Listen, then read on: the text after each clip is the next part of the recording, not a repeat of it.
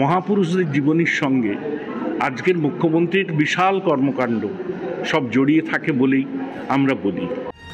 মহাপুরুষদের জীবনীর সঙ্গে মমতা বন্দ্যোপাধ্যায়ের কর্মকাণ্ডের মিল। মা শারদা নেতাজির নেতৃত্বের পর পশ্চিমবঙ্গের মুখ্যমন্ত্রী জীবনের তুলনা মহাপুরুষদের সঙ্গে। মহাপুরুষদের জীবনীর সঙ্গে আজকের মুখ্যমন্ত্রীর বিশাল কর্মকাণ্ড সব জড়িয়ে থাকে বলেই আমরা বলি। পশ্চিমবঙ্গের মুখ্যমন্ত্রীর সাদা শাড়ি আর হাওয়াই চটিকে বিরোধীরা আইওয়াস রাজনীতি বলেন।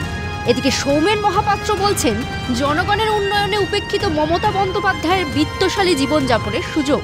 বলি, নেতাজি সুভাষ তিনিও বিত্তশালী ছিলেন, কিন্তু বিত্তকে পায়ের ভৃত্য করে তিনি সন্ন্যাসীর জীবন যাপন করেছেন। তো এটা একটা যেমন আমাদের কাছে দৃষ্টান্ত।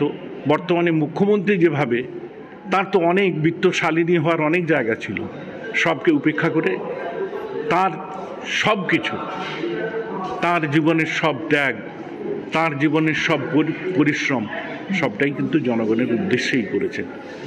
ঠিক নেতাজি সুভাষ ও স্বামী বিবেকানন্দকে অনুকরণ করেছেন। তো সেই জায়গায় বলবো, মহাপুরুষদের জীবনীর সঙ্গে আজকের মুখ্যমন্ত্রীর বিশাল কর্মকাণ্ড। এর আগে নেতাজির নেতৃত্বের সঙ্গে মমতা বন্দ্যোপাধ্যায়ের নেতৃত্বের তুলনা টেনে মুখ্যমন্ত্রীকেই এগিয়ে রেখেছিলেন কুণাল ঘোষ।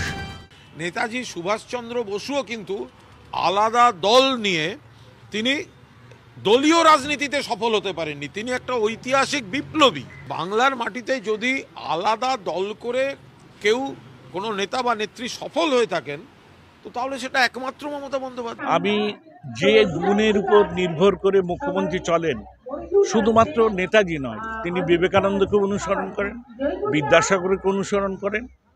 আমি দুটো জায়গায় দেখেছি যে একজন বিত্তশালী পরিবার থেকে গিয়ে তিনি দেশবন্ধুর ডাকে যদি দেশ ও মাতৃকার মুক্তির জন্য ঝাঁপিয়ে পড়েন, সব কিছু ত্যাগ করতে পারেন। ঠিক সমানভাবে একজন সাদাসিধে মহিলা, তিনি তো কৃতি, তার অনেক গুণ আছে, যা দিয়ে কিন্তু অনেক অর্থ উপার্জন করা যেত। তবু কেন 10.5 কোটি মানুষের জন্য তিনি এত প্রকল্পের মাধ্যম দিয়ে, এবং তার যে দিনযাপন সেটা তো আমরা দেখেছি।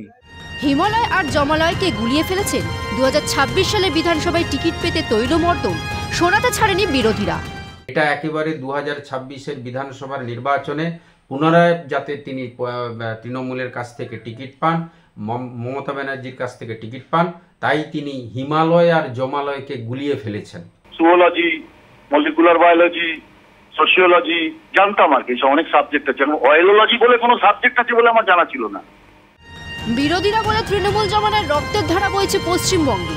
আইন নিয়ে চিন্তা না করে তৃণমূলের নেতারা কি সুপ্রিমো জীবনী নিয়ে ভাবছেন? প্রশ্ন উঠছে ওয়াকিবহাল মহলে। অরুণাভ মান্নার রিপোর্ট, ক্যালকাটা নিউজ।